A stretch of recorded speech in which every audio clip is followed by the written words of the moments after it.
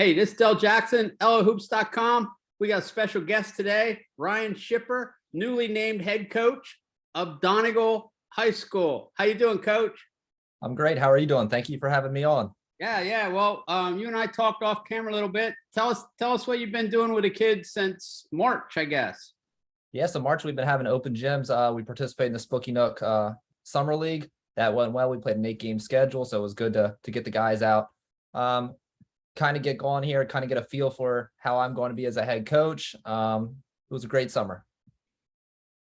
What differences have you noticed so far from being on the bench to being the head guy? I mean, you haven't been in like an official game, but obviously going through all the summer stuff, you got a pretty good idea. What type of differences are you seeing? Yeah, so I would say the one big thing that I've noticed is actually off the court. I feel like you're wanted a lot more. There's a lot more interactions with parents. Booster club meetings are something I'm new to. So kind of getting to meet more people in the community, learning how our youth program operates. That's something that I've been kind of working through and learning that process. Nice. Tell us like some players, obviously. Let's do background because a lot of people don't know your background. So tell us about your high school, your college, your coaching. Yeah, so I played 4 years at Lancaster County Christian School for my dad. After high school, I played at Messiah College for 2 years. After that second year, I was not sure if I was going to be transferring. What was the next step for me in my basketball journey? I ultimately ended up back up at Messiah, not on the basketball program. So around October, you start getting that itch of what am I going to do this basketball season? So I reached out to Coach Miller, who's the women's basketball coach at Messiah. He brought me in open arms. I'm forever grateful to Coach Miller for what he did for me, allowing me to be a part of the women's program for 2 years. I was thinking, let me come to practices. I'll help film, kind of do some behind the scenes stuff. And, he brought me in, listened to my opinion. Such a well-known and successful basketball coach at that level, to listen to a 20-year-old who, was going through a tough time with his basketball journey. So forever grateful to Coach Miller for that.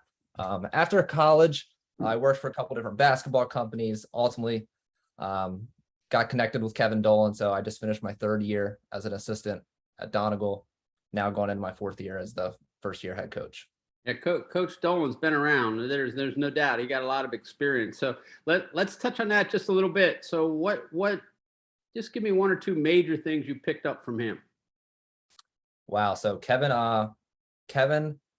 does such a great job leading the program. And what I mean by that is, having me come in as an assistant, it was first, just come down to some open gyms, kind of get a feel for each other, see if this is a good fit. After, a couple open gyms that first summer, we really gelled and worked well together. And, something that I'm very appreciative of is that after that first season, Kevin was, you need to be doing more in practice. You need to be giving your opinion more. I want you to start thinking like a head coach. Don't tell me after a game what you think I want to hear. So he really empowered me as an assistant coach at a very early age and young age. Trying to take that as I go into this head coaching position and being open and willing to listen to others is something that I really learned from Kevin. Nice. How about you and I talked off camera about your staff. So tell us a little bit about your staff, Donegal. Yeah, so the great thing we have, all the staff I'm familiar with, junior high all the way through high school. So I'm happy to announce everyone's coming back. Both junior high coaches do a great job at that level. Our JV coach, Ryan Bacagno, has been there before my time. I believe, Del, you coach Ryan Bacagno back at Donegal. Yeah. So he's still part of the program. He bleeds green. So I'm really excited to continue working with him. Nice. Wow. Still got some connections to that program. That's pretty cool. That's cool. So I hope he doesn't tell you any bad stories about Dell. That's for sure. Absolutely not. We had a team bonding last night, and I let him know I was coming on. He said, make sure to ask if he still remembers me. Oh, yeah. I knew you would. Yeah, I remember. I remember most of my players. I do. I really do. But that's pretty cool too. So you're coaching in Section 3, I believe. That's correct. Yeah. So my head writer Andy and I talked about it a little bit. There's some powerhouse teams in Section 3 this year. I mean, and you've seen them in the summer, and obviously you saw them last year. So you got your work cut out for you, big guy. Absolutely got my work cut out for us. LS coming off a great season last year. I do not see them backing down and wanting to give up that crown.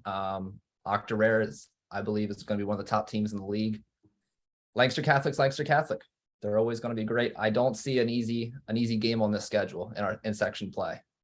So I know every night's going to be a fight. And hopefully we can get the best of some of these fights. Now, do you have Elko and Northern Lebanon on the schedule as well? That is correct. Okay. All right. And now this year we go 2 games home and away, no more crossovers. So did you have problems filling in your schedule? No. So what we actually did, a lot of these section 2 games we picked up. So I believe we picked up Conestoga Valley, E-Town, Ephrata, Solanco, and Garden Spot as well. So we were able to get those section 2 teams into some games for home and aways for the next 2 seasons. So I was told not to bring up the father-son thing, but here's what I'm going to say. We will not be at that game. We will not. Okay. And I'm telling you why, because I'd be like, I don't know, Andy, how do you write this thing up? And everybody and their mom was going to be on it. And I'm there like, I don't know, maybe we'll call you for some quotes afterwards and get you on a Sunday quote. And maybe we'll get you and Daddy together and, like rehash the game. So, I mean, holy cow, that's all I'm going to say, about that. That's all I'm going to say. So, so what's the goal? What's the game plan for the fall before the basketball season starts? I know when I was there, we had a lot of 2-sport athlete guys, and I'm assuming it's probably very similar now. Yeah, that is the case now. So what we're going to do is we still offer open gyms. Any kid that wants to get in the gym, we're there willing to work with them, try and get them ready for the season. That is a struggle with a lot of these kids playing multiple sports. So maximizing that time in season with them. But, there is a handful of guys that are 1-sport athletes. So we make sure we can get that much time in the gym with them as well. Nice. So how about with work and everything? I mean, when are you practicing? How's that mesh with your work schedule and getting into the gym and having practice time? I know when I was there, I begged for the late night because it just seemed to work better for me. So I don't know how it is for you. Yeah, no, my work's super flexible, which is nice. It allows me to do this, which I really do appreciate. But yeah, same thing as probably when you were coaching at Donegal. We usually go alternate with the girls team, 1 week after school, 1 week the later practice. So it seems to work. Just take it as we go. So I've covered a couple of the varsity games up there in the new gym. Is the old gym still used? Is that in the middle school? How does that work? Yeah, so that's the middle school now. So that's where the junior high will play. Okay. All right, cool. So you got facilities that are pretty close to each other. Yeah, it's a great tool to have everything so close. For some of those 9th graders on the border of junior high and high school, they're able to come to both. Yeah, and then you have a really nice elementary gym too. So I'm sure that can be used for your youth and camps and things like that. Absolutely. Did you have a camp with the kids this year? We didn't have a camp this summer, which was a bit of a bummer. We were waiting for, this job to get approved and all of that. So we are going to hopefully have something this fall for the kids, maybe do something over the holiday break. And then next year, we're definitely going to pick that youth basketball camp back up. Try and get as many new basketball players in the district as possible. Okay, we'll let you do some coach speak here. So tell me your goals here going forward this year and down the road. I mean, what you've seen, obviously, the culture at Donegal because you've been in it. You know what you got coming in because you've coached with them, you've seen them, you've been working with the kids all in the off season here. So what are the short-term goals and the long-term goals? Yeah, I would say the goal is always every time we're in the gym, it's to get better. If it's 1%, we're looking to get better every single open gym. The COVID year kind of messed up our schedule here, but when I started at Donegal, the team was coming off of 0 wins. The following year, we got up to 2, I believe. The next year was the COVID year, and I think we were around 3 or 4 that season.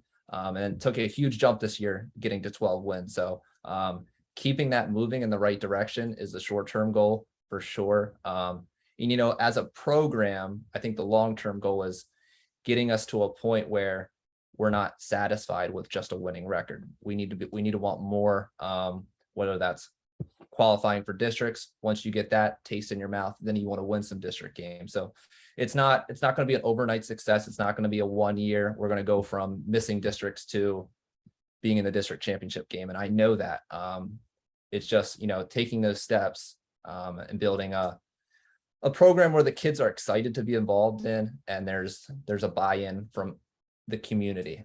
It's kind of what I'm hoping for and doing my best possible to get there. What are you guys, 4A? We are 5A. Oh, 5A. Okay. All right. Okay. All right. All right. Well, good luck. I mean, you must be on the edge of 4A though. You got to be close. I mean, you can't be too far over that number. Yeah, I'm not sure of the numbers. I know last year with Section 4, it was a struggle because we were one, if not the only 5A school in the section. So a lot of the teams with the 4A wins or losses was not helping us as much. Well, the nice thing is with Section 3, you'll be playing some teams and getting points. As long as you win, you got to win. I mean, yeah, you got to win them. If you don't win, it doesn't matter. Points really don't matter unless you win. Let's finish on one thing here. I want to know who your favorite college basketball team is.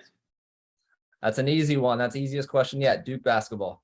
All right. Well, see, look, I did this for you today because normally, big guy, I got my LO Hoops gear on, but I got the LO in the background. I got my Duke gear on. So, I figure we talk to you and get it. Maybe we get a Duke trip in someday too. That would be good. That would be great. That would be great. Yeah. Hey, congratulations. Thanks for talking to us. We'll get this up tonight. Okay. All right. Thank you for having me, Dale. I appreciate it.